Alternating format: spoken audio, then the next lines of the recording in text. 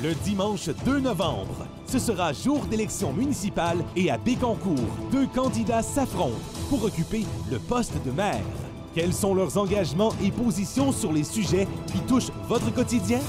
Depuis le Quai des Brasseurs de Saint-Angèle, via 95, en collaboration avec la Chambre de commerce et d'industrie du cœur du Québec, vous présente Élection Bécancour 2025, le débat. Et voici votre modérateur, le journaliste Marc Rochette. Bonsoir, mesdames et messieurs, à la maison et à la radio et aussi au Quai des Brasseurs. Et bienvenue à ce débat mettant en vedette et aux prises les candidats au poste de maire de Bécancour pour les élections municipales du 2 novembre. Et je suis en compagnie d'un panel de journalistes de la région qui vont poser des questions aux candidats. Eddie Verbeck de Via 95. Bonsoir, Eddie. Bonsoir, Marc. Et Sébastien Lacroix du Nouvelliste. Bonsoir, Sébastien. Bonsoir, Marc.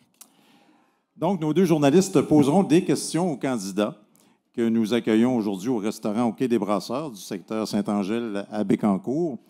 Et par ordre alphabétique, nous avons donc avec nous aujourd'hui Lucie Allard. Bonsoir, Madame Allard. Bonsoir. Et Pascal Blondin. Bonsoir, Monsieur Blondin. Bonsoir, M. Rochette. Donc, on va expliquer les règles de fonctionnement du débat. Chacun des candidats aura d'abord droit à une déclaration d'ouverture de 60 secondes. Par la suite, le débat sera divisé en 4 thèmes: le développement économique, les enjeux de la croissance démographique, l'administration municipale et les services aux citoyens, et l'aménagement du territoire et l'environnement. Pour chacun des thèmes, les candidats se verront poser des questions par nos journalistes, pour lesquels ils auront 45 secondes pour répondre, puis nous allons enchaîner avec une période d'échange libre de 3 minutes. J'aurai la possibilité de poser une question durant l'échange afin de relancer le débat.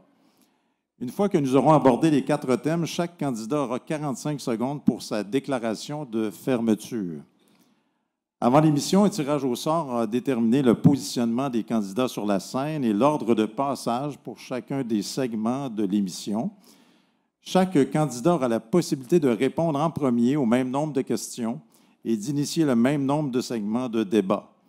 L'ordre de passage pour les déclarations d'ouverture et de fermeture est déterminé par ce même tirage au sort. Afin que le débat soit le plus enrichissant pour nos auditeurs et nos téléspectateurs, nous vous demandons, chers candidats, de respecter le temps de parole qui vous est donné.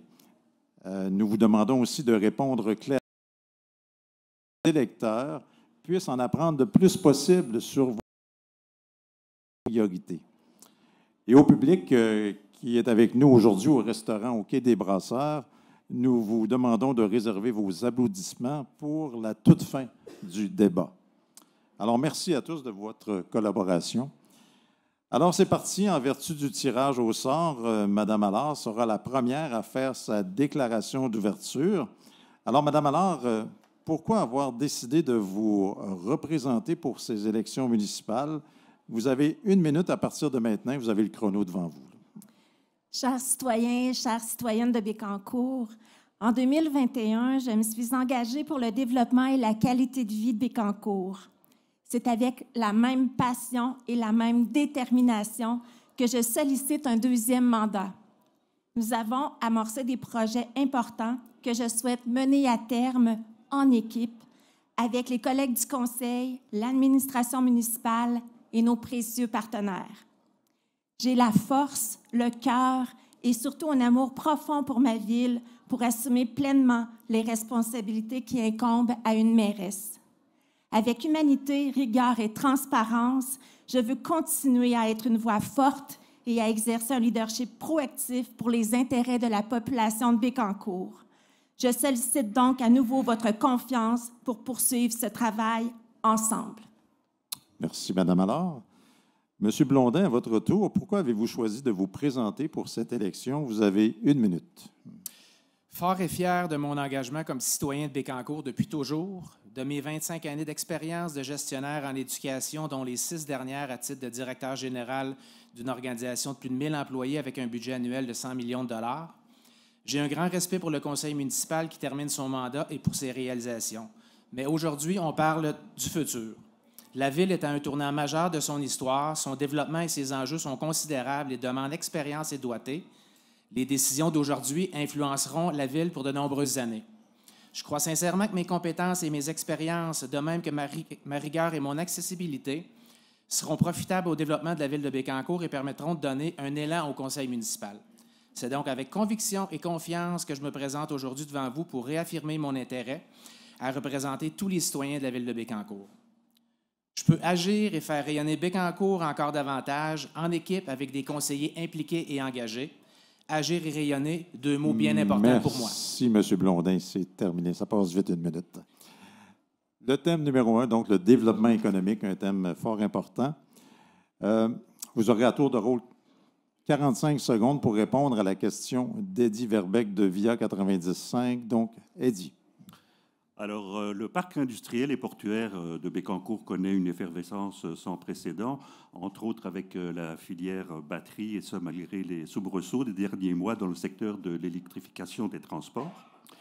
Puisque le parc industriel est à la fois créateur d'emplois et de richesses fiscales, comment voyez-vous le rôle de la ville en lien avec les activités du parc industriel?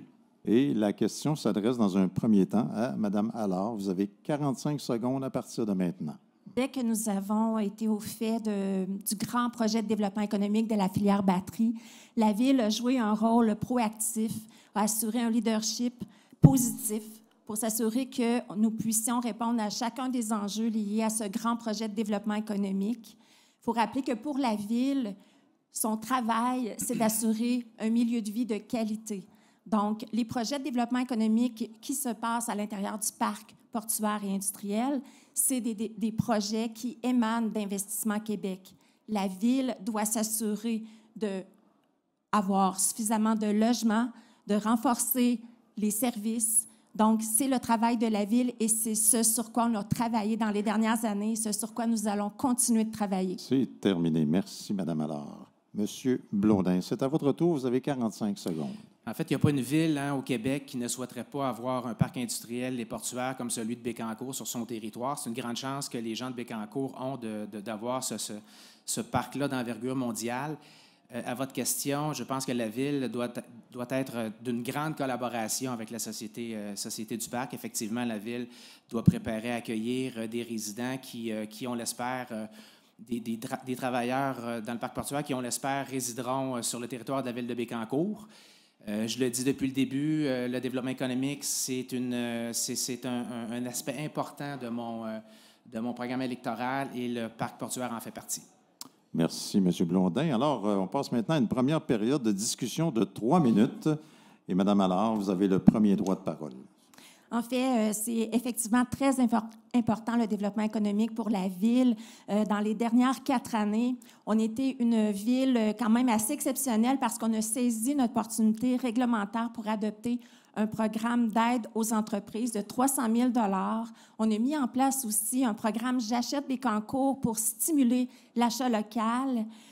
Également, on a prévu des grands rendez-vous économiques pour créer une synergie entre les grandes industries et nos PME locales pour que le plus possible il y ait des retombées locales chez nous. Donc, ça a été des grands chantiers qui nous ont occupés durant les... J'aurais des questions. Oui, Moi, M. Blondin, vous parlez beaucoup d'achat local. J'aurais aimé, puis je ne suis pas contre le programme qui a été mis en place, mais ce que j'aurais aimé d'abord savoir, c'est quels étaient les objectifs visés au départ de ce programme d'achat local et quels ont été les résultats qui ont été obtenus par cette campagne-là. Vous parlez beaucoup de développement économique. Je regarde, moi, au niveau de la ville de Bécancour, quels sont les acteurs qui travaillent au niveau du développement économique. J'en vois pas beaucoup. Je vois probablement une personne d'une grande compétence, mais je ne suis pas certain que cette personne-là a les outils nécessaires. La ville ne lui fournit pas les outils nécessaires pour bien faire du développement économique. Pour répondre à votre première question, en fait, J'achète Bécancour. C'est 936 participants qui ont pu contribuer, 80 commerces qui ont participé, des investissements de 56 000 par la Ville avec des retombées économiques de 218 000 $.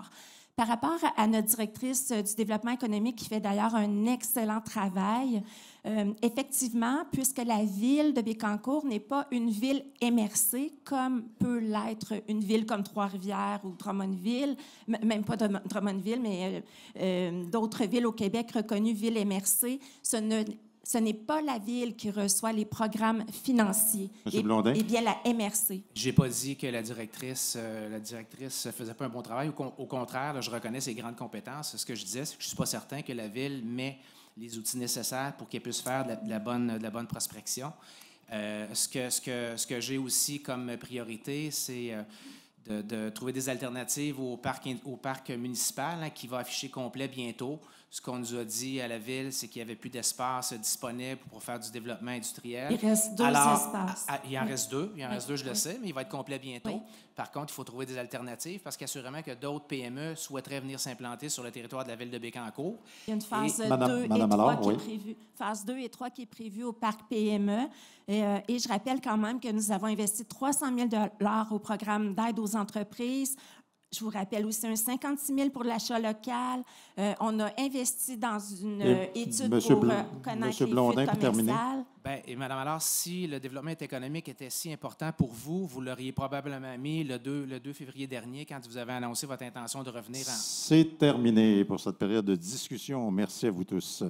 Passons à notre seconde question, toujours sur le thème du développement économique. C'est au tour de Sébastien Lacroix du Nouvelliste de poser une question. Sébastien.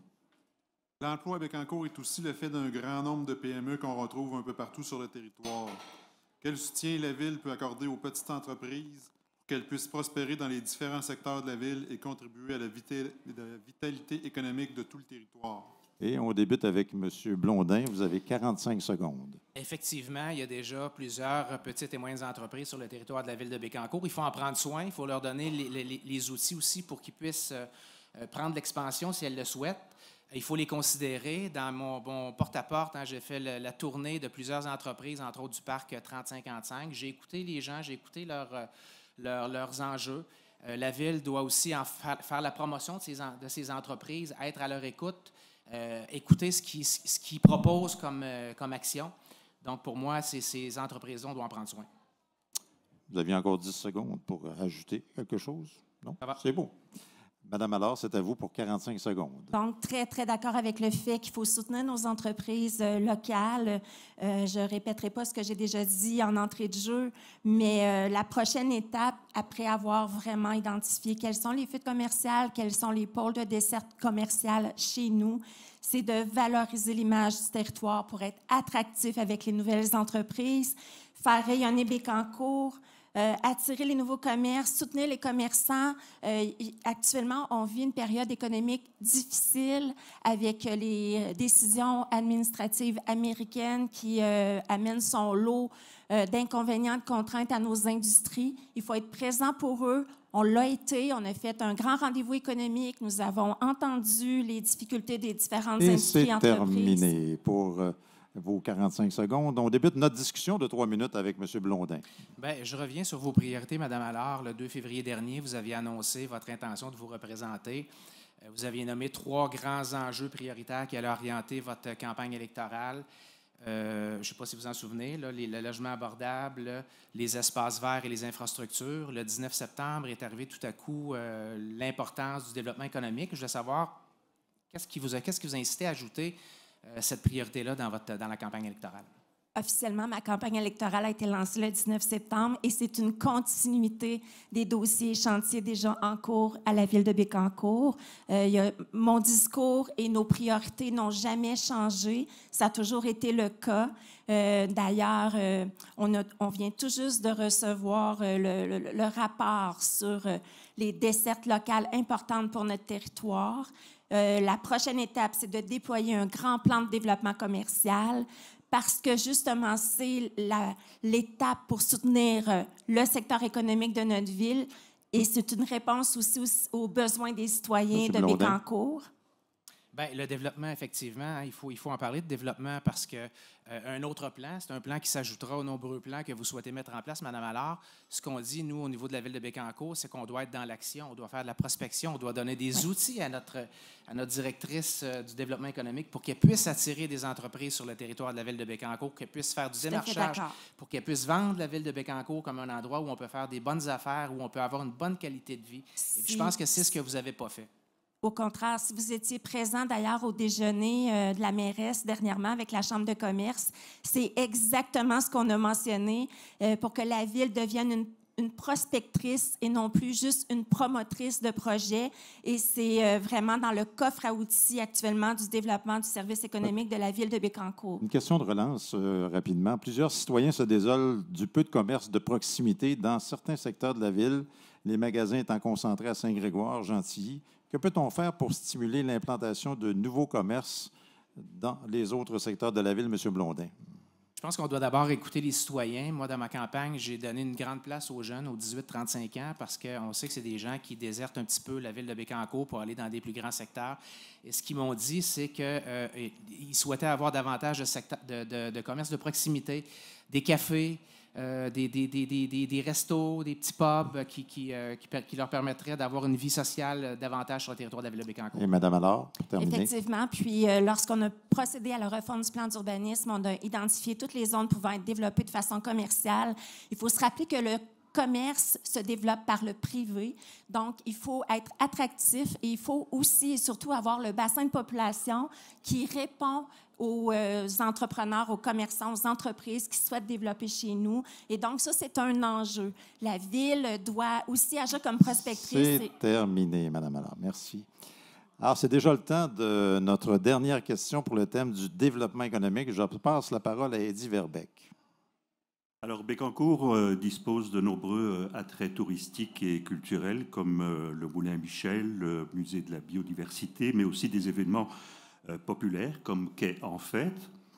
Quelle est votre stratégie pour inclure le tourisme et la culture dans le développement économique de la ville? Et le premier droit de parole est à Mme Allard. Vous avez 45 secondes. Donc, ça nous importe énormément. D'ailleurs, depuis les dernières années, 2 circuits touristiques ont été renforcés, celui agroalimentaire et industriel. Industriel, on veut passer d'ailleurs à un autre niveau également. Une étude est lancée à cet effet-là. On a aussi cette année ajouté le retour de la navette fluviale en appui à ces circuits touristiques, en appui aussi à nos organismes locaux qui en ont arraché finalement avec les travaux intensifs sur le pont. Donc, la navette fluviale a été un grand succès avec plus de 15 000 utilisateurs pendant la dernière saison. Donc, voilà, c'est vraiment les priorités de la prochaine... de la dernière année, en fait. C'est terminé. Merci. Monsieur Blondin, c'est votre tour pour 45 secondes. Je reconnais les efforts qui ont été faits par la Ville de Bécancour pour, entre autres, l'agro-touristique, pour le soutien aux organismes culturels. J'ai rencontré plusieurs organismes culturels aussi durant la campagne. Et plusieurs me disaient qu'il y avait des enjeux financiers. Donc, de quelle façon la Ville peut mieux soutenir ces organismes culturels pour qu'ils puissent bien accomplir leur mission. Je me suis rendu compte que à certains égards, la cohésion n'était pas toujours là entre les différents organismes culturels. Donc, est-ce qu'on peut avoir une ressource qui pourrait venir soutenir les différents organismes culturels pour les décharger de certaines tâches, entre autres administratives? Je vous parlais des jeunes tantôt. Les jeunes consomment de la culture. Donc, pour moi, c'est important, le développement de la culture sur le territoire de la Ville de Bécancour. Merci, M. Blondin. Et maintenant, pour la période d'échange de 3 minutes, c'est Mme Allard qui a le premier droit de parole. Oui, c'est vraiment important parce que l'animation et le dynamisme de notre territoire passent avant tout par nos organismes. 140 organismes sur notre territoire, entre autres, qui, effectivement, font vivre la culture, font vivre des activités sur le territoire de la ville de Bécancour. Donc, effectivement, pour nous, c'est très important de les soutenir. Le service à la communauté est très présent. Également, la directrice du développement économique, parce qu'elle s'occupe de la partie tourisme, est également présente. Au niveau des organismes, il y a une politique de reconnaissance de nos organismes qui est en révision actuellement pour s'assurer d'une équité de traitement entre chacun d'eux. Donc, vraiment, la Ville joue son rôle de soutien auprès de ces organismes. Encore une fois, là, je salue les démarches qui sont faites. Je regarde les programmes qui existent pour soutenir les organismes culturels communautaires. Hein. On parle d'une enveloppe, si je ne me trompe pas, de 200 000 $. Donc, de quelle façon on pourrait davantage soutenir ces organismes-là? Est-ce que cette enveloppe-là pourrait être bonifiée? C'est assurément quelque chose que je vais vérifier parce que ces organismes-là présentent des projets, ont des beaux projets, mais souvent, c'est les moyens financiers qu'ils n'ont pas. Donc, ça va être important de regarder cet aspect-là. Il faut aussi consommer la culture sur le territoire. C'est rare comme ville qu'on a des projets spéciaux. À la hauteur de 200 000, on est passé même à 5 versements de projets cette année. Il faut aussi consommer la culture sur le territoire de la ville. Hein. Il faut donner l'exemple aussi. Il faut aller à la rencontre des entreprises agroalimentaires aussi pour connaître quels sont leurs enjeux. Donc, il faut être présent pour ces organisations. Il y a un grand projet de développement de hub culturel sur le territoire de notre ville, un grand projet qui va permettre justement l'épanouissement d'un certain nombre d'organismes culturels, mais surtout pour que nos citoyens puissent développer leur talent culturel sur le territoire. J'ai rencontré la directrice de ce hub culturel-là. Effectivement, c'est une... On va passer tout de suite à une question de relance. Il reste une minute seulement. La navette fluviale, ça a coûté plusieurs centaines de milliers de dollars par le gouvernement. Bécancour, Trois-Rivières ont également financé les opérations. Est-ce qu'il s'agit d'une dépense justifiée? M. Blondin, je vous ai coupé. Allez-y. Bien, assurément que ça a été un succès. Hein, quand 20 secondes. Quand on regarde le nombre de personnes qui ont utilisé la navette fluviale, c'est un succès. Maintenant, il faut partir de l'objectif initial de départ et voir est-ce que l'objectif initial de départ a été atteint. Une dépense justifiée? Est-ce que c'est une dépense justifiée? Bien, ça dépend de l'objectif de départ et des résultats à la fin. Ça a quand même coûté cher. Moi, j'ai fait un calcul, c'est à peu près 70 $ par traverse, par personne que la Ville a dû débourser. Madame Allard? Non, la Ville n'a pas déboursé 70 $, mais en fait, c'est vraiment une collaboration de plusieurs partenaires, dont la Ville de Trois-Rivières, le ministère des Transports. Et c'était un investissement parce que c'était en soutien, justement, à notre industrie touristique. Ça a été très demandé, 15 000 utilisateurs avec plus de 3 000 vélos qui ont traversé. Donc, je pense que c'est un terminé. Succès. Merci beaucoup, Madame Allard. Merci à vous deux, d'ailleurs. On passe maintenant au second thème déjà de ce débat, les enjeux de la croissance démographique. Voici la première question qui vous sera posée par Sébastien Lacroix. Les défis sont grands pour Bécancour d'ici les 10 prochaines années. La population a augmenté de 12 % depuis 2015 et les projections pour 2027 sont de 19 %. Quelle est votre approche pour gérer la croissance démographique de la ville? Alors, la question s'adresse dans un premier temps à M. Blondin. Vous avez 45 secondes à partir de maintenant. Bien, la croissance démographique touche plusieurs enjeux. On parle de l'habitation, on parle des infrastructures, on parle de la mobilité. Donc, il est clair que Bécancour doit bâtir des maisons, doit bâtir des logements abordables, doit penser aux aînés aussi qui veulent avoir un endroit pour se loger aussi. On doit aussi s'assurer d'une fluidité, d'une bonne mobilité, d'une sécurité routière sur nos routes. On doit s'assurer que nos infrastructures aussi pourront répondre à une croissance importante de population. À cette question-là, bien, il faut se poser, est-ce que la centrale, par exemple, de traitement d'eau est capable de fournir 3 800 nouveaux citoyens comme on le projette? Est-ce que nos infrastructures, nos égouts...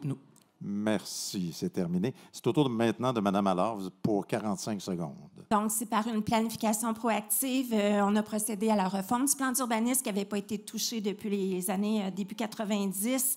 En intégrant justement la croissance prévue, on favorise les quartiers mixtes pour permettre l'ajout de commerce justement dans les quartiers, pour limiter également l'étalement urbain, préserver nos terres agricoles, aussi investir et moderniser nos infrastructures. On parle évidemment de notre aqueduc, l'eau potable, le traitement des eaux usées, nos infrastructures liées aux routes.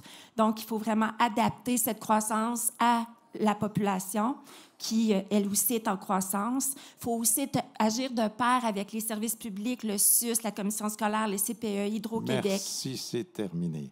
On débute notre première période d'échange de 3 minutes sur le thème des enjeux de la croissance démographique. Monsieur Blondin, vous avez la parole. Bien, je vais revenir sur l'enjeu de l'habitation. Hein. Dans ma campagne, j'ai rencontré plusieurs personnes qui se sont dites inquiètes des enjeux au niveau de l'habitation. Les jeunes qui se demandent comment vont pouvoir s'acheter une maison compte tenu des prix exorbitants des maisons. Comment on peut, pour d'autres personnes aussi avec des moyens plus modestes, comment se payer les logements qui ont eu une hausse vertigineuse. On ne peut voir pas de logements abordables sur le territoire de la ville de Bécancour. Présentement, le parc portuaire, les travailleurs mettent de la pression aussi sur les logements qui sont disponibles parce qu'ils en utilisent beaucoup.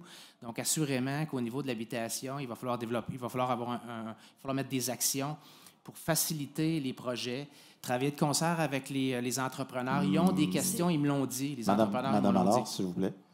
Donc, effectivement, il y a un plan. Il y a même d'ailleurs eu une consultation citoyenne. Juste pour vous faire une perspective, là, en 2015, 44 permis étaient émis pour 46 unités de logement. En 2024, 74 permis pour la création de 235 unités de logement. Donc, déjà, vous voyez qu'il y a une hausse assez majeure. Aussi, on parle de logement abordable. Dernièrement, on a annoncé un projet de logement abordable avec un organisme à but non lucratif, justement pour permettre le fait que les logements soient abordables de façon permanente. Aussi, ce qu'on a annoncé dernièrement, bien, vous aviez raison, en fait, M. Blondin, quand vous parlez je vais revenir sur les logements abordables. du taux d'inoccupation. On va revenir plus tard. Oui, Okay. On va passer à une question de relance tout de suite sur ce thème-là. On a vu un projet de construction domiciliaire dans le secteur Godefroy être rejeté par référendum, un projet qui aurait amené une densification. Est-ce que vous souhaitez modifier les règles d'urbanisme pour permettre une plus grande densification du territoire? Allez-y, M. Blondin. Bien, écoutez, à ce moment-ci, non. Est-ce que je compte modifier les règles d'urbanisme? Non. Là, il faut que j'en prenne connaissance correctement. J'ai lu le plan d'urbanisme avec grande attention. Par contre, si on veut assurer une densité de la population, bien, on a besoin de projets comme celui qui avait été présenté du côté de la Seigneurie-Godefroy. Est-ce que c'est dans le même modèle? Peut-être pas, mais on a besoin de projets comme ceux-là parce qu'ils sont attendus aussi. Il y a des citoyens qui en veulent des projets comme celui qui a été annoncé. Et il y en a d'autres. Les promoteurs ont des projets de ce type et des projets de ce type doivent se faire avec une consultation publique, avec l'acceptabilité sociale. Je vous rappelle que le taux d'inoccupation actuellement sur le territoire de la ville de Bécancour est de moins de 1 %. Il faut atteindre une cible de 3 %. Et je rappelle également, M. Blondin, que ce n'est pas la ville qui construit des logements, mais bien les promoteurs. La ville doit s'assurer d'avoir un plan d'urbanisme à jour avec des règles de zonage précises. Vous avez raison. Je serais revenu sur les logements abordables parce que vous parlez beaucoup de logements abordables. Mais, Excellent. Merci. Merci à vous deux. On passe maintenant à une autre question posée par Eddie Verbeck. Alors, on va revenir sur les logements abordables. Selon un sondage effectué par la ville de Bécancour, on aura besoin jusqu'à environ 860 logements entre 2027 et 2030 pour combler les besoins en matière de logement. Le rapport souligne également qu'un peu moins de la moitié des ménages locataires pourront se permettre un logement au prix du marché. À ce sujet, quelles sont vos propositions pour la construction de logements sociaux ou abordables? Et on débute avec Mme Allard. Vous avez 45 secondes. Donc, comme je le mentionnais, le logement abordable, c'est une priorité. Il faut absolument aller de l'avant avec différents projets sur le territoire, comme nous venons de l'annoncer pour sur le territoire, le secteur du plateau Laval, avec un projet de 24 unités sur 3 étages. Un projet qui va permettre justement de faire en sorte que le logement abordable soit de 890 $ par mois, parce que c'est ce qui a été défini selon une étude qui a été faite justement par Mission Logement. Pour Bécancour, un 3,5, le prix est de 890. Actuellement, le prix médian est de 1114. Donc, il y a très peu de ménages qui sont en mesure actuellement de s'offrir un logement neuf à Bécancour. C'est terminé. C'est à vous, M. Blondin, pour 45 secondes. Oui, allez-y. J'ai déjà salué le projet de logement abordable du côté du secteur Saint-Angèle-de-Laval. On parle d'un investissement de 1,2 million, il me semble, du côté de la ville de Bécancour pour une vingtaine de logements. La question que je poserais, c'est combien de logements abordables on aura besoin sur le territoire de la ville de Bécancour, parce qu'il va falloir les multiplier par le 1,2 million de dollars qui est investi par la ville de Bécancour. Moi, je pense que l'offre de logement doit passer par des projets. Les promoteurs sont prêts à faire des projets. Les constructeurs sont prêts à en faire. Oui. Ce qu'on me dit, c'est qu'on doit émettre des permis. L'émission des permis peut parfois prendre plus de 2 mois et ça retarde des projets. Vous avez parlé du nombre de permis qui a été émis à Bécancour. À Nicolet, c'est le double du nombre de permis de Bécancour. Et là, on peut y aller même avec le 3 minutes de discussion. Madame Allard va commencer cette partie-là. La création de logements abordables, finalement, vous parlez de 1,2 million d'investissements de la Ville. Bon, en fait, la Ville fournit un terrain pour moins de 500 000 $ et ensuite, la contribution de la Ville se concrétise par crédit de taxe. Et c'est vraiment l'apport important que la Ville doit faire pour justement créer ces logements abordables, stabiliser les prix des loyers, parce que plus qu'il y aura des logements abordables, plus qu'on pourra diminuer le taux d'inoccupation, plus qu'on pourra stabiliser le prix des loyers, diminuer également et améliorer le pouvoir d'achat des locataires. Donc, c'est vraiment important de le faire. Par rapport à l'émission des permis, je vous dirais qu'il y a eu une pression incroyable quand même sur le service d'urbanisme à la Ville, notamment avec la refonte du plan d'urbanisme, des règlements, la concordance au schéma d'aménagement, nouvelles orientations gouvernementales. Donc, au niveau du service d'urbanisme, actuellement, il y a une optimisation des processus. Des villes ont relevé le pari de réduire les délais d'émission de permis. Je pense que la ville de Bécancour devrait être en mesure de faire cet exercice-là, Mme Allard. Je répète que pour moi, si on veut plus de logements abordables, il faut avoir une offre plus grande de logements. Donc, vous parlez d'un taux d'inoccupation d'en bas d'1 %. Assurément que ça met une pression sur le prix des loyers. Donc, si on accélère le processus de construction de logements, assurément que ça va avoir une incidence sur les logements. Et si vous aviez je ne veux pas qu'on parle juste des logements. Et si vous aviez participé au Café Causerie de la Ville, vous auriez su pour chacun des secteurs qu'il y a des projets et qu'il y a une possibilité de plus de 6 000 constructions d'unités de logement sur une période de 10 à 15 ans. Donc, et même ça, c'est sur le site Internet de la Ville. Donc, c'est disponible. La population a été informée, consultée pour chacun de ces projets. Monsieur Blondin, petit droit de réplique rapidement. On va passer une question de relance. D'ailleurs, on aura probablement la chance de parler de communication tout à l'heure. Effectivement, en février dernier, vous annonciez qu'une multitude de projets est en étude au service d'urbanisme. Et depuis ce temps-là, on n'a pas su si ces projets-là étaient en action, s'ils avaient été acceptés, s'il y avait des permis qui avaient été émis. Ce que je dis, ce que je répète, c'est qu'il faut accélérer la construction sur le territoire de la ville de Bécancour. Si la construction, si le logement, c'est une priorité pour la ville de Bécancour, il faut que faut qu'on donne les moyens au service d'urbanisme pour accélérer le processus. C'est ce qui est fait. C'est ce qui est fait. Même, il y a eu une entente avec les promoteurs pour pouvoir accélérer. Maintenant, je le répète, ce n'est pas la ville qui construit des maisons, mais bien les promoteurs qui investissent.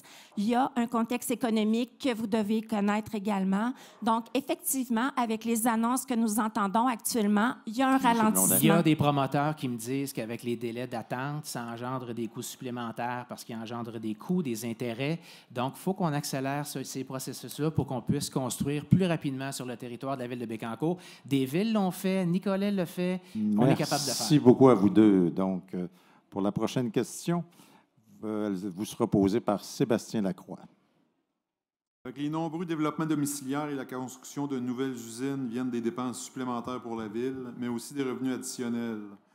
Croyez-vous que cela permettra de diminuer le compte de taxes des résidents et des entreprises ou si vous souhaitez utiliser ces nouveaux revenus pour bonifier l'offre de services aux citoyens? Et on débute avec la réponse de M. Blondin. Vous avez 45 secondes.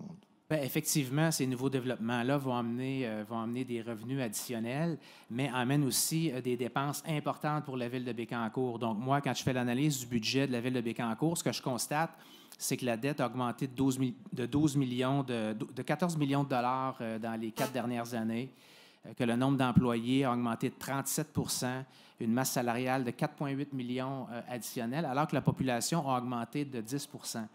Donc, je pense qu'il faut y aller avec prudence. Il faut s'assurer d'avoir un bon portrait des revenus de la ville et qu'on puisse ajuster nos dépenses en fonction de nos revenus. On n'ajuste pas un budget en fonction des dépenses, mais bien en fonction des revenus pour éviter de surtaxer les citoyens de la ville de Bécancour. Merci, M. Blondin. Maintenant, c'est à vous, Mme Allard, pour 45 secondes. Tout à fait d'accord avec vous, M. Blondin. D'ailleurs, c'est très important de respecter la capacité de payer des citoyens. Une ville en croissance, oui, des nouveaux revenus, mais aussi des nouvelles dépenses, nouvelles populations, nouveaux quartiers à desservir, nouvelles infrastructures. Ça crée des dépenses, ça crée une pression sur la ville. On doit ajouter à nos équipes. D'ailleurs, nos équipes, on a optimisé justement en ayant un gestionnaire des projets, un gestionnaire des bâtiments pour assurer, pour faire un suivi de cette croissance de la ville, qui d'ailleurs, la dette, bien qu'elle ait augmenté, les investissements sont accrus de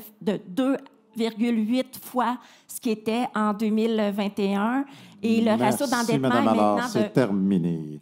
Mais on y va avec une dernière période de discussion sur ce thème, et le premier droit de parole va à M. Blondin.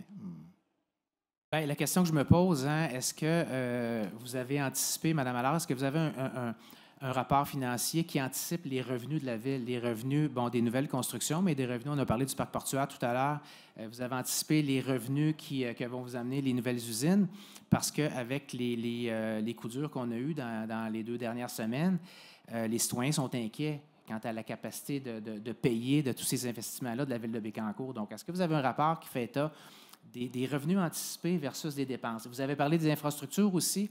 Est-ce que vous avez un rapport qui vient... Est-ce que je peux répondre à votre première question? Oui, allez-y. Oui, merci. Donc, la ville de Bécancour ne dépense pas l'argent qu'elle n'a pas. Et par rapport aux revenus de taxes foncières des industries, on n'a jamais dépensé de l'argent qui ne sont pas encore au rôle d'évaluation. Donc, la façon que ça procède pour une ville, c'est que tant et aussi longtemps qu'il n'y a pas d'inscription au rôle d'évaluation, ce ne sont pas des nouveaux revenus.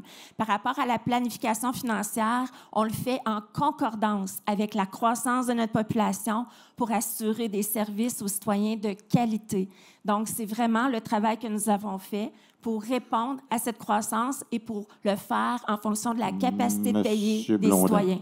Qu'est-ce que vous répondez, Mme Allard, aux citoyens, entre autres du secteur Godefroy de la ville de Bécancour, qui ont eu des problèmes d'inondation dans les dernières années, puis qui voient que la ville améliore ou ajoute des infrastructures sur son territoire? Qu'est-ce qu'on répond à ces gens-là qui vous ont peu vu lorsqu'ils ont eu leurs problèmes et qui ont eu comme consolation, je suis de tout cœur avec vous?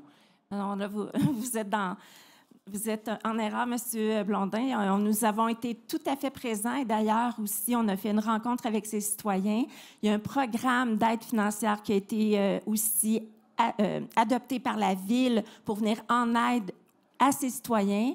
Il y a aussi des vérifications qui sont faites par la Ville sur ce secteur, notamment pour voir avec des tests de fumée, des tests des canalisations pour voir ce qui se passe. Donc, tout a été fait, tout a été mis en œuvre pour venir en aide à ces citoyens pour régler la situation. Vous avez raison qu'il y a des actions qui ont été mises en place. Mais c'est pas ce que vous disiez, M. Blondin. Allard, il y a des actions qui ont... C'est pas ce que vous avez dit, M. Blondin. J'ai dit que vous allez dans l'erreur toujours. J'ai dit que vous n'étiez pas présente, Mme Allard. Il y a des actions qui ont été mises en place, effectivement. Par contre, au niveau des communications, les gens que je rencontre ne savent pas les travaux qui ont été effectués sur le territoire du secteur Godefroy. Écoutez, des gens ont fait des changements dans leur maison, se sont conformés à la demande de la Ville par des plombiers certifiés. Madame Allard, aujourd'hui que c'est pas conforme. Non, ce n'est pas le cas du tout. Et d'ailleurs, actuellement, le programme fonctionne bien. Il y a des citoyens qui y adhèrent, qui procèdent à la première phase d'inspection et qui pourront passer au volet 2, soit de mettre en conforme. Merci à vous deux. Merci à vous deux. Cela conclut cette portion du débat consacré aux enjeux de la croissance démographique. Et voici le troisième thème, l'administration municipale et les services aux citoyens. Et pour amorcer ce segment, voici une première question qui vous sera posée par le journaliste Eddie Verbeek de VIA 90.5. La croissance démographique amène une plus forte demande pour les services municipaux, alors que la tendance est à la réduction de la taille de la fonction publique, autant au niveau fédéral que provincial. Allez-vous réévaluer la taille de l'appareil municipal? Et la question s'adresse dans un premier temps à Mme Allard. Vous avez 45 secondes à partir de maintenant.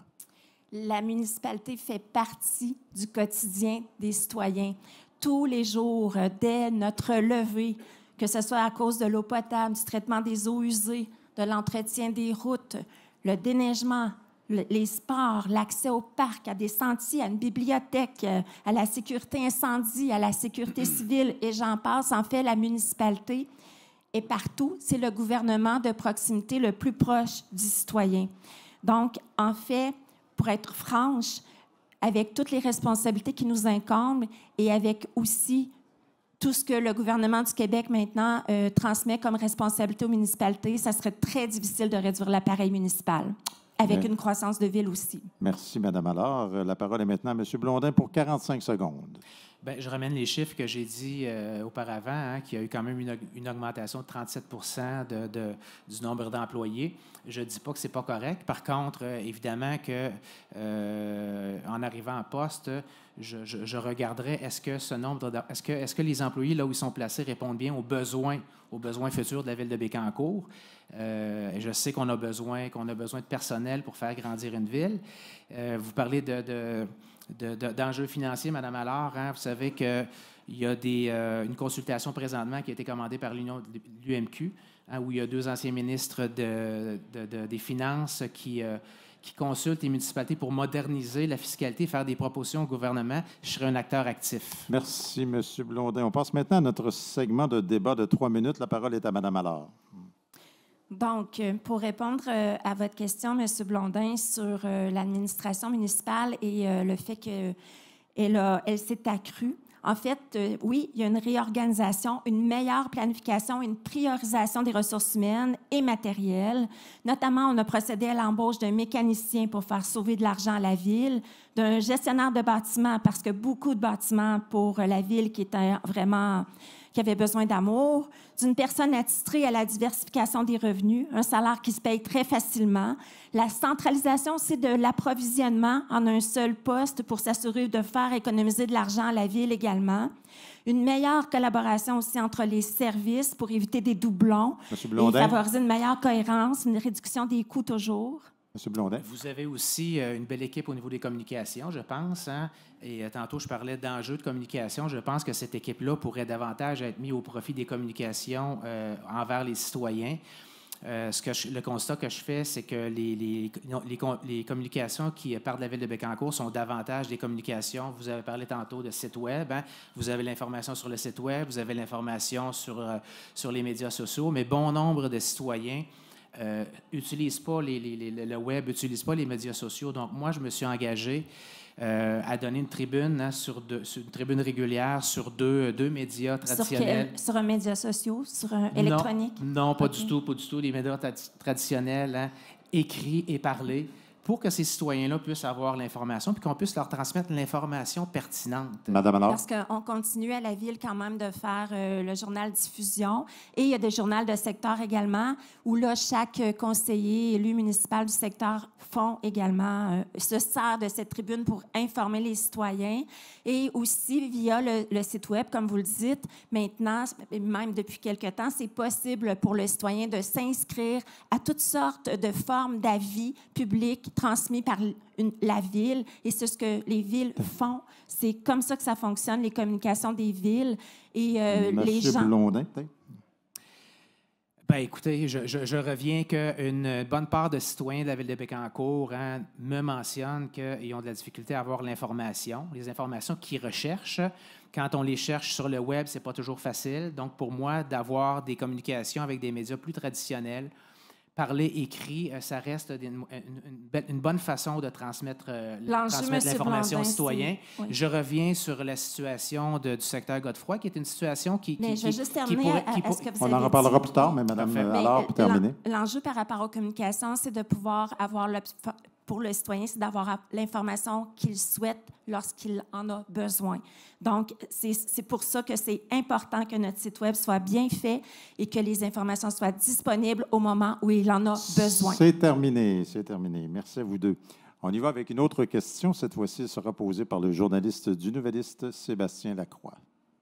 Un des rôles les plus visibles d'une municipalité, c'est d'offrir des services et des infrastructures accessibles aux citoyens, notamment les parcs, bibliothèques, les activités sportives et culturelles et les installations qui accueillent ces activités.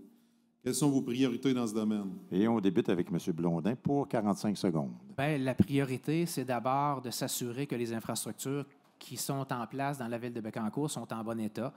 Donc, la question que je poserais, c'est est-ce qu'il y a un plan qui a été fait de chacune des infrastructures sur le territoire de la ville de Bécancour?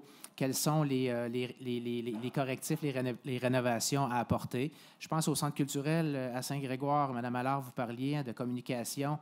Les gens de Saint-Grégoire se questionnent encore pourquoi le centre culturel est fermé. J'ai eu la réponse, mais il a fallu que j'aille la chercher, mais les gens se questionnent.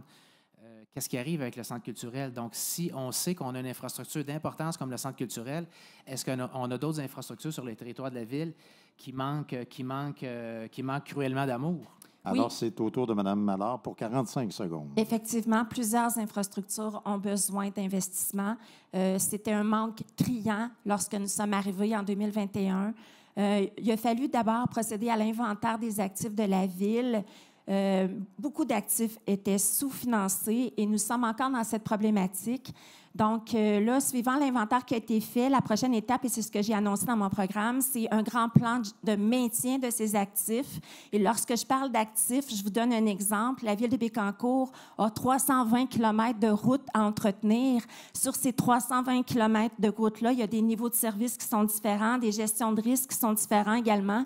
Donc, dans ce plan, il faudra cartographier, inventorier puis préciser le niveau d'investissement de chacune des infrastructures. On débute notre discussion de 3 minutes avec M. Blondin.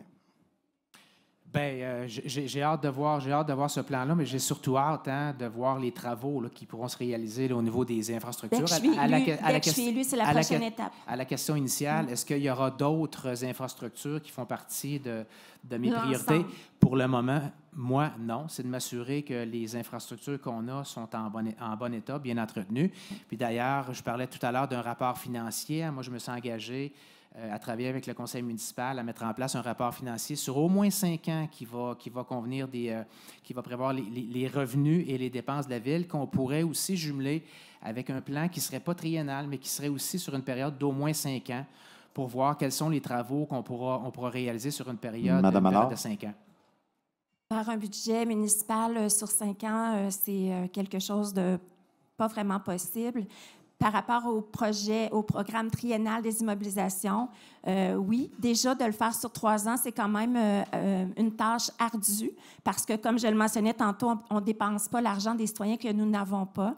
Par contre, un plan de gestion des actifs bien articulé parce qu'on connaît bien les besoins, les investissements en termes d'entretien, d'amélioration des investissements de la ville. Ça, c'est super important. Il doit être intégré à un plan triennal d'immobilisation. Je n'ai pas parlé de faire un budget sur 5 ans. J'ai parlé de faire un rapport financier sur 5 ans qui pourrait inclure les prévisions de revenus, les prévisions de dépenses et voir en cohérence avec l'entretien des infrastructures. C'est ça que j'ai dit.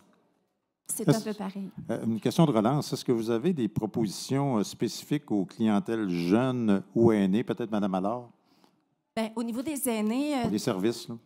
Déjà, dès le départ, il y a une grande concertation actuellement pour la refonte de la politique Amis des aînés.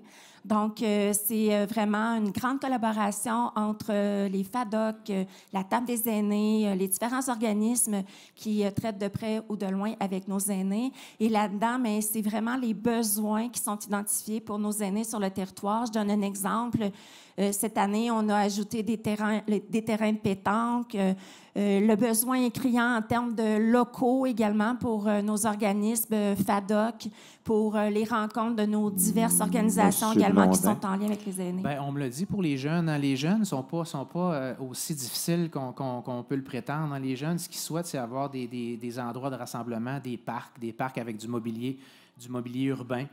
Donc, je pense que c'est un type d'infrastructure là, que les jeunes souhaitent avoir. Nos aînés, effectivement, des endroits pour se réunir. Il y a un manque de place dans certains secteurs où nos aînés nous disent on n'a pas de place pour avoir des cafés, pour avoir des rencontres. Donc, je pense qu'il faut penser aussi à ces gens-là. On a un plan directeur des parcs et des espaces verts. C'est terminé, Mme Allard. Merci à vous tous. Et toujours sur le thème de l'administration municipale et des services aux citoyens, on vous propose cette question d'Eddie Verbeck.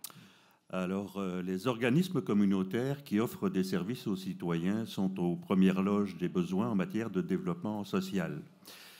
Ce sont des besoins qui ont explosé dans les dernières années. Quel rôle la Ville peut-elle jouer dans ces questions? Et le premier droit de parole est à Mme Allard. Vous avez 45 secondes. Un grand rôle. D'ailleurs, nous sommes c'est exceptionnel. Nous sommes une ville qui vient tout juste de signer une entente de collaboration avec la Corporation de développement communautaire de la MRC Bécancour, parce que sous plusieurs aspects, la ville veut être au fait et en accompagnement aux besoins de notre communauté, et on agit vraiment en collaboration avec la CDC. Donc, à ce niveau, on est au premier plan, un partenaire de premier plan très important. C'est un lien direct aussi avec les 140 organismes qui œuvrent et qui dynamisent notre territoire, qui apportent des soutiens, des services très importants à notre communauté.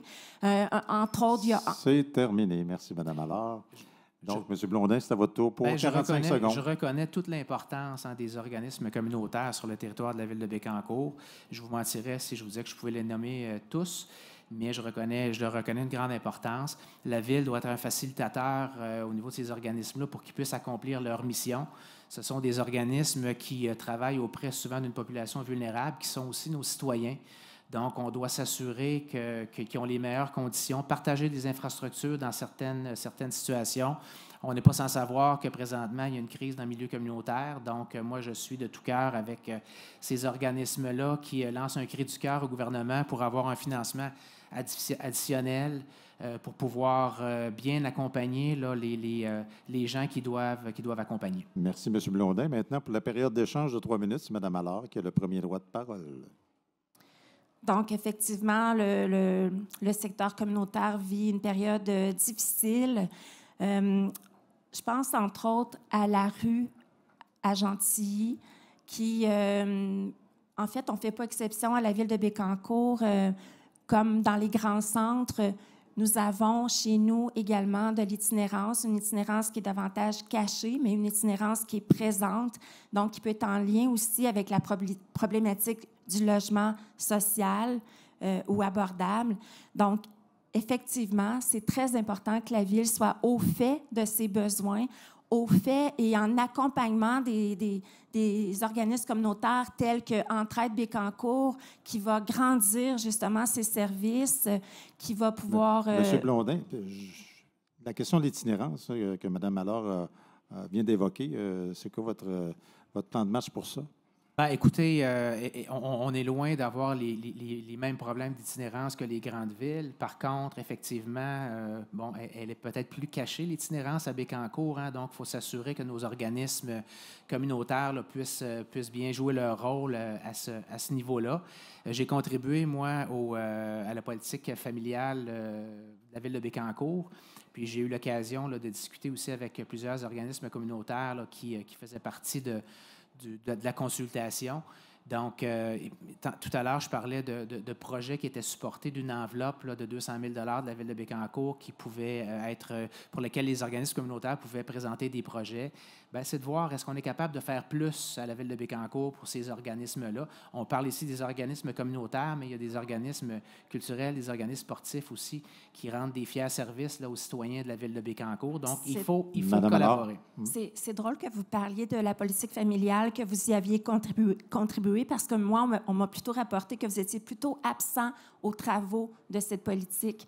Donc, c'est particulier que vous en faites mention. Mais effectivement, la politique familiale est une politique qui a été reconduite avec un grand travail de concertation de tous les organismes du territoire de la ville. Et on en est très fiers parce que cette politique, on a vraiment l'intention... Ben oui, il faut que je réplique. En fait, c'est pas vrai. Je ne sais pas d'où vous tenez, Mme Allard, le fait que j'ai été absent. J'ai répondu présent pratiquement à toutes les rencontres qui m'ont été proposées. Vous, je ne vous ai pas vu une fois, par contre, à ces rencontres-là.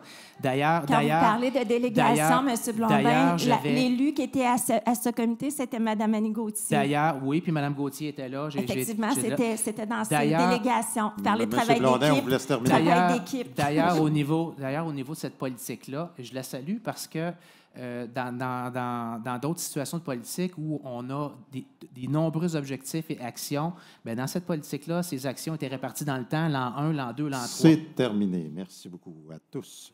Nous sommes déjà rendus au dernier thème de la soirée, l'aménagement du territoire et l'environnement. Et voici la première question. Vous aurez à tour de rôle 45 secondes pour y répondre. Je donne la parole à Sébastien Lacroix. La construction des nouvelles usines, la hausse du nombre de travailleurs et le développement domiciliaire ont causé une hausse importante de la circulation automobile. Certains résidents souhaitent un apaisement de la circulation, alors que d'autres considèrent qu'il faut la fluidifier, parce que les bouchons de circulation sont de plus en plus fréquents. Quelles sont vos positions en matière de transport? Et la question s'adresse dans un premier temps à M. Blondin. Vous avez 45 secondes. Bien, les enjeux de mobilité, je les ai annoncés rapidement au début de la campagne. Je n'ai pas besoin d'un plan pour savoir où sont les problématiques de mobilité, de sécurité sur le territoire de la ville de Bécancour. L'autoroute 55, l'autoroute 30, le pont La Violette, le chemin Leblanc, le boulevard des Acadiens, le boulevard Bécancour, le boulevard industriel à Sainte-Gertrude sont des endroits où il y a des enjeux de sécurité. J'ai fait deux sorties. J'ai fait une sortie le 8 septembre pour décrier la lenteur des travaux sur l'autoroute 55 et ma crainte que l'échéancier ne soit pas respecté. Je sais avoir fâché Mme Allard là, qui a dit qu'il faisait déjà des actions. Pourtant, une action est sortie le 1er octobre de votre part demandant le respect de l'échéancier des travaux. C'est terminé. Mme Allard, c'est à votre tour pour 45 secondes. Donc, effectivement, la sécurité routière devient un enjeu très important de notre territoire qui s'est amplifié depuis au moins les 2 dernières années. D'ailleurs, à ce niveau-là, il y a un comité multipartenaire pour l'autoroute 30, notamment, qui a été formé. Plusieurs actions aussi par la Ville. Rapidement, je pense que ça fait déjà 3 ans, un comité sur la mobilité a été créé. Encore une fois, des élus municipaux y siègent avec des employés de la Ville pour trouver des solutions concrètes. Et oui, ça prend un plan, ça prend des études pour connaître vraiment les zones à risque, mais surtout de faire les bonnes interventions, standardiser les interventions, ne pas réagir à la pièce. C'est terminé, Mme Allard, mais c'est tout de suite la période d'échange de 3 minutes qu'on commence avec M. Blondin. Bien, je reviens sur l'autoroute 55. Il y a encore plusieurs citoyens de la ville de Bécancour, notamment du secteur Saint-Grégoire, qui se questionnent avec les travaux, la réalisation des travaux, comment les gens pourront accéder à l'autoroute 55 entre Saint-Célestin et Saint-Grégoire. C'est des questions qui se posent. Il y a des citoyens qui entendent parler qui seront probablement expropriés durant les travaux, mais qu'ils n'ont pas de nouvelles de la ville de Bécancour, Mme Allard. L'autoroute 30... mais ce n'est pas la ville de Bécancour qui exproprie, c'est le ministère des Transports. Mme Allard, donc, il faut qu'il s'adresse aux bonnes instances. Mme Allard, ce sont vos citoyens. Hein? Oui, vous avez dit dans et on fait tout ce qu'il faut Vous avez pour dit faire dans une entrevue à pressions. Radio-Canada dernièrement que vous participiez, parce que moi, j'ai pris un engagement de réunir tous les acteurs concernés par les problèmes de mobilité sur le territoire de la ville de Bécancour, incluant le MTQ, incluant la sécurité publique, le CIUS, l'éducation, parce que tout le monde a des enjeux présentement sur le territoire, sur certaines portions du territoire de la ville de Bécancour. Vous m'avez dit, on le fait déjà. Moi, je parle de prendre le lead. Mme Allard pourrait répliquer, s'il vous plaît. C'est ce qu'on fait. D'ailleurs, plusieurs fois, le cabinet de la ministre des Transports à l'époque, Mme Guilbeault, sa chef de cabinet, est venue sur le territoire avec le maire Noël de Saint-Célestin. Nous avons vraiment fait le tour des enjeux avec les élus municipaux locaux de Bécancour également. Plusieurs fois, il y a eu des rencontres de suivi avec notre député, avec la ministre des Transports, je vous le répète. Encore ce printemps dernier, la ministre est venue sur le territoire. Mon insatisfaction a même été dénoncée par la radio de Radio-Canada. Dernièrement, comme vous l'avez mentionné, c'est même un enjeu régional qui est ressorti parce que plusieurs enjeux régionaux actuellement... Madame Allard, pourquoi avoir sorti seulement que le 1er octobre? Parce que c'était... En pleine campagne électorale, alors que moi, je l'ai fait le 8 septembre, là, puis je ne suis pas à la ville de Bécancour. Non, on le fait bien avant le 8 septembre et le 1er septembre dernier... Et pourquoi pas avoir en avril dernier, quand la ministre Guilbeault est venue sur le territoire de la ville de Bécancour, est venue voir l'état des travaux et elle a dit que l'échéancier devrait être respecté à moins que le budget ne soit pas au rendez-vous. Ça allume une lumière, ça. Le budget, assurément, ne sera pas au rendez-vous. Question de relance. Qu'est-ce qu'on fait pour des chemins ou des routes municipales, le chemin Leblanc, entre autres, quoi que ce soit? Peut-être Mme Allard, boulevard Bécancour. Qu'est-ce Donc, qu'on fait on comme parle plus intervention? de l'autoroute 55, Non, mais on peut d'accord. tomber là. Mais le chemin Leblanc, plusieurs interventions. Actuellement, il y a des boîtes noires pour comptabiliser le nombre de véhicules. On veut faire un comparatif pour démontrer justement le fait qu'il y a un accroissement des automobiles. Il y a eu des lettres transmises pour sensibiliser les employés de Nemaska Lithium, notamment Ultium Cam, l'ABI. Il y a eu une réduction de vitesse aussi dans la dernière année. Monsieur Blondin, vous terminez les 15 dernières secondes. Oui, les citoyens du chemin Leblanc auraient aimé vous voir le matin où il y a eu une manifestation, Mme Allard. Je pense qu'une plus grande présence policière là, sur le territoire, sur le chemin Leblanc, aiderait à ralentir la circulation. C'est terminé. Merci à vous deux. Notre deuxième question sur le thème de l'aménagement du territoire et de l'environnement vous sera posée par Eddie Verbeck de VIA 90.5. Eddie? Alors, près de 90% du territoire de la ville est zoné agricole. En parallèle, il y a des besoins pour de la construction domiciliaire et du développement industriel et commercial. Quelle est votre vision du futur des activités agricoles à Bécancour et comment comptez-vous soutenir ce secteur? Et la parole est à Mme Allard pour 45 secondes. Très important de soutenir et d'ailleurs, on souhaite protéger la zone agricole, la zone verte. Comme vous l'avez bien mentionné, il y a plus de 88 du territoire de la ville qui est zoné agricole. Nous avons suffisamment d'espace en zone blanche pour développer la ville pour les 10, 15, 20 prochaines années. Donc, pour le moment, c'est vraiment pas une problématique ou une inquiétude et on souhaite continuer d'agir pour dynamiser le secteur agricole. D'ailleurs, ça fait partie des cibles, notre plan d'urbanisme, notamment pour l'agriculture de proximité, l'agrotourisme. C'est quelque chose de très important. Il y a des cultures qui se développent à Bécancour qui sont particulières à Bécancour. Je pense à la camerise. Merci, Mme Allard. C'est déjà au tour de M. Blondin pour 45 secondes. Bien, vous serez contente, Mme Allard. Je vous rejoins sur ce point-là. Hein. En fait, je pense qu'il faut protéger nos terres agricoles, les agriculteurs que j'ai rencontrés. D'ailleurs, j'ai rencontré plusieurs agriculteurs dans les dernières semaines. Je suis allé visiter l'intérieur de leurs installations, des petits, des gros agriculteurs. Ils ont cette préoccupation-là hein, que Bécancour maintienne hein, le fait qu'il a été développé par l'agriculture. On voit moins de producteurs laitiers. Donc, pour moi, là, de maintenir les terres agricoles, c'est une priorité. On est à la campagne. Hein. On a déjà eu un beau slogan, la ville de Bécancour, qui était « Une ville à la campagne ». Et pour moi, bien, dans ma vision de la ville de Bécancour, je veux que la notion de campagne reste toujours présente. C'est terminé. On débute l'échange de 3 minutes avec Mme Allard. Mais en fait, c'est tout à fait le cas parce qu'on veut redonner les lettres de noblesse à cette collaboration que la Ville doit avoir avec le secteur agricole. Lorsque nous sommes arrivés en 21, la collaboration avec l'UPA était à reconstruire et c'est chose faite. On participe aussi aux travaux au niveau de la MRC en lien avec l'aménagement du territoire aussi et au niveau agricole également. Donc, pour moi, pour le conseil municipal, pour la ville, c'est très important qu'on travaille en collaboration avec notre secteur agricole. M. Blondin. Bon, une fois qu'on a dit qu'on était d'accord pour le respect des terres, le maintien des terres agricoles, nos agriculteurs ont quand même des préoccupations importantes. Hein. On le sait que certains vivent la détresse psychologique. On m'a beaucoup parlé de relève, on m'a beaucoup parlé d'aspects financiers. On m'a beaucoup parlé de complexité quand on doit agrandir ou quand on doit ajouter une infrastructure à la ferme où on a des exigences particulières. Donc, il faut aller sur le terrain pour bien entendre la réalité des agriculteurs, aller visiter leurs installations, comprendre aussi le travail que ces gens-là font. Madame Allard. Et c'est effectivement le cas, et c'est pour ça que la collaboration doit être très importante avec l'Union des producteurs agricoles, de façon générale, parce qu'il faut bien comprendre le rôle de la Ville. C'est pas la Ville qui peut intervenir directement auprès d'un producteur laitier ou producteur céréalier, mais on doit être au fait des enjeux, et c'est avec cette collaboration qui est peut-être une question de relance, Mme Allard, que je vais vous adresser tout de suite. Avec la nomination du député de Nicolette Bécancour, Donald Martel, comme ministre de l'Agriculture, des Pêcheries et de l'Alimentation, c'est quoi vos attentes envers lui? Ministre de l'Agriculture.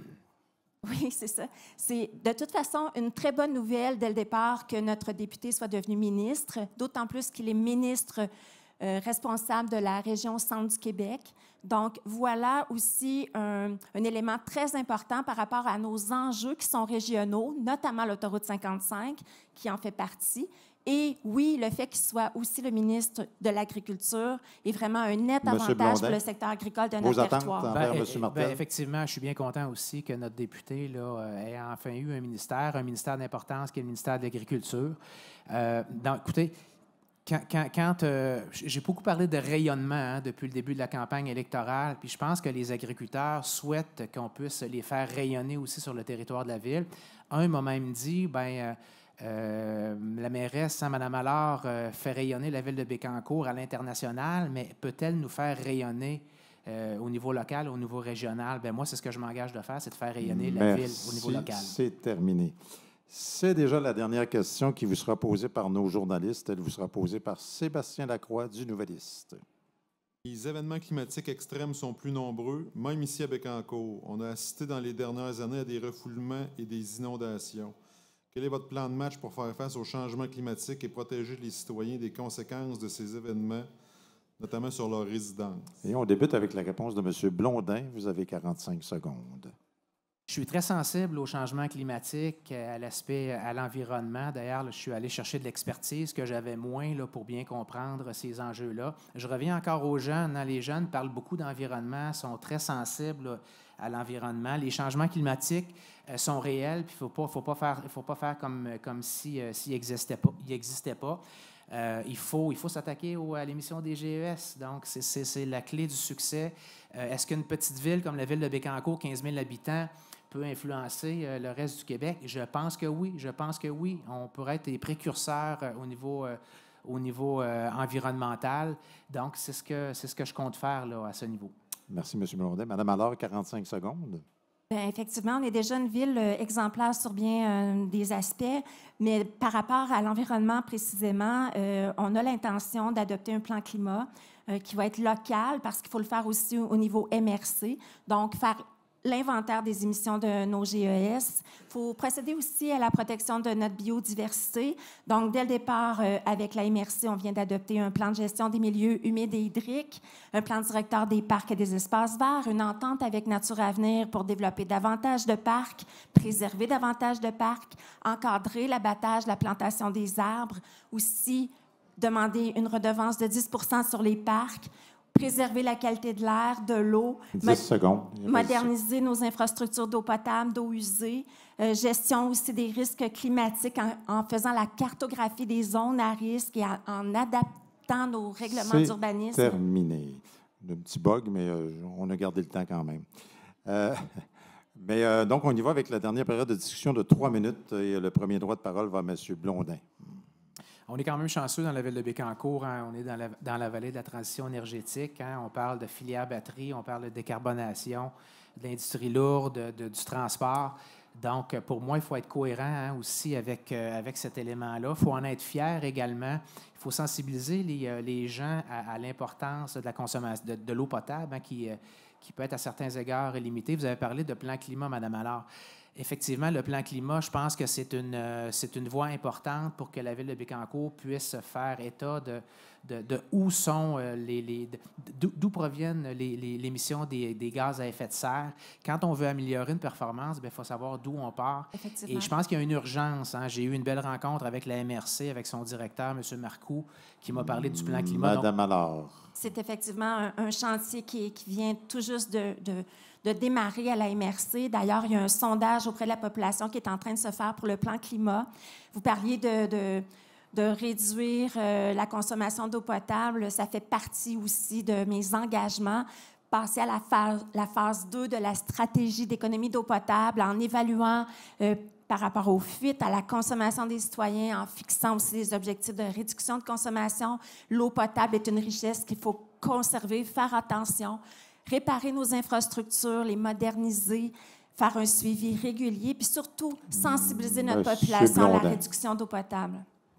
Bien, j'ai eu une belle question la semaine dernière où un citoyen me questionnait sur le fait qu'il y avait une taxe piscine à la ville de Bécancour. Je n'étais pas au courant, j'ai pas de piscine, mais se questionnait sur pourquoi une taxe ne s'applique pas aux gens qui arrosent fréquemment leur gazon avec des systèmes automatisés. Madame Allard, qu'est-ce qu'on répond? C'est un excellent point. Puis d'ailleurs, dans la phase 2 de notre stratégie d'économie d'eau potable, on souhaite arriver avec une brigade de l'eau potable et de surtout sensibiliser les citoyens à l'économie. Et justement, c'est une pratique qu'on veut réduire. Oui, il y a des moments où c'est vraiment important de le faire, mais il y a des moments où c'est pas du tout approprié de le faire et on souhaite intervenir à ce niveau. Bien, je reviens à la consommation d'eau potable parce que c'est un dossier important puis ça touche tout le monde. On a parlé tout à l'heure de la centrale de traitement des eaux. Est-ce que la centrale de traitement des eaux, est-ce qu'il y a une étude qui est faite qui vient expliquer, on sera capable d'accueillir encore combien de personnes sur le territoire de la ville de Bécancour, combien d'installations? La réponse? Oui, il y a une étude qui a été faite et oui, c'est possible d'accueillir. Là, ça dépend vraiment maintenant du développement du parc industriel qui, à ce moment-là, devra également procéder à une étude pour desservir de nouvelles industries. Mais par rapport à la centrale d'eau potable, pour les citoyens de Bécancour, on a la capacité suffisante en fonction des projets de développement qui ont été annoncés à la population et qui sont possibles de faire. C'est terminé. Merci beaucoup, Mme Allard. Merci à vous deux et merci de votre collaboration tout au long du débat. On termine maintenant avec les déclarations de conclusion de nos candidats. Et comme tout au long du débat, c'est un tirage au sort qui détermine l'ordre de la prise de parole. Et on débute avec M. Blondin qui sera le premier à parler. Alors, M. Blondin, que dites-vous aux électeurs pour les convaincre de voter pour vous le 2 novembre? Vous avez 45 secondes. Lors de mon mot d'ouverture, j'ai mis l'emphase sur 2 mots. Agir, je poserai des gestes concrets et je serai dans l'action. Rayonner, Bécancour mérite un meilleur positionnement régional. Je prendrai davantage en main son développement local. Je veux voir Bécancour en tête. Je ne suis pas ici pour critiquer le passé, mais pour me tourner vers l'avenir. Le 2 novembre prochain, vous avez le pouvoir de choisir cet avenir. Je connais les enjeux, je les ai fait connaître dès le début de la campagne et ils se sont confirmés. Je vous ai parlé de rigueur et d'expérience. Vous pourrez aussi compter sur mon accessibilité, qui n'est pas qu'un mot, mais une façon d'agir. Je le serai pendant 4 ans, 48 mois. C'est donc pour travailler en équipe avec le conseil municipal que je me présenterai à l'hôtel de ville de Bécancour. Il est temps d'agir pour que Bécancour rayonne à travers son développement, ses élus, ses citoyens. Merci, M. Blondin. C'est maintenant Mme Allard. Que dites-vous aux électeurs pour les convaincre de voter pour vous le 2 novembre? Vous avez 45 secondes. Merci à toutes et à tous pour votre écoute ce soir. Ce soir, j'ai parlé avec la même sincérité, la même détermination qui m'anime depuis le premier jour de mon élection en 2021. Mon expérience, ma maîtrise des dossiers, ma connaissance du terrain et ma capacité à livrer des résultats sont bien établis et bien connus. Dès le lendemain de l'élection, je serai au travail, fidèle à mes engagements, fidèle à vous, parce que je suis et je resterai toujours là, engagée pour vous. Merci de votre confiance. Merci, Mme Allard. Voilà, c'est ce qui conclut ce débat entre les candidats à la mairie de la ville de Bécancour pour les élections municipales du 2 novembre. Et dans un premier temps, puis en passant, sur un débat d'1 heure, on est dans une parité à 10 secondes près. Donc, ça s'est très bien passé. Alors, dans un premier temps, donc, je souhaite remercier nos 2 candidats qui ont participé à cet exercice aujourd'hui. Je pense qu'on peut les applaudir. Là.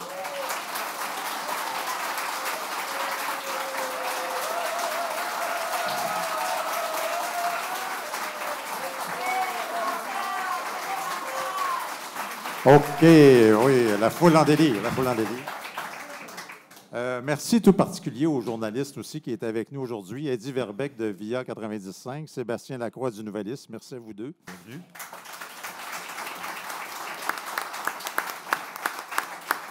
C'est rare qu'on applaudisse des journalistes. Non, mais... Ils vont le prendre. Nos remerciements vont aussi à l'équipe éditoriale qui a œuvré en ma compagnie à la sélection des thèmes et des sujets abordés. Puis en plus de nos journalistes, je veux remercier Méranie Roy de la Chambre de commerce et d'industrie du Cœur du Québec, la journaliste Marie-Ève Veillette du Courrier Sud et l'équipe de la CDC de Bécancour aussi. Et merci à l'équipe de production radio de VIA 95, à l'équipe de production télé de Nous TV Et merci au restaurant au Quai des Brasseurs pour son accueil. Et nous vous invitons à suivre tous les développements de la campagne électorale jusqu'au jour du scrutin sur les ondes de VIA 90.5 ainsi que sur les sites de VIA et du Nouvelliste.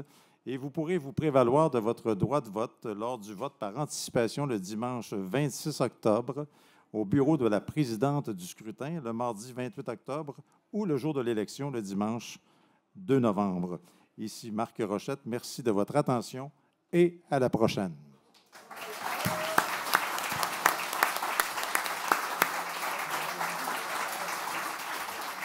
Depuis le Quai des Brasseurs, c'était Élection Bécancour 2025, le débat, une production de VIA 90.5, en collaboration avec la Chambre de commerce et d'industrie du cœur du Québec. Pour tout savoir de la campagne électorale, écoutez nos émissions et visitez le www.via.fm et les sites web de vos médias locaux. Et soyez au rendez-vous le dimanche 2 novembre dès 19h pour notre soirée électorale municipale.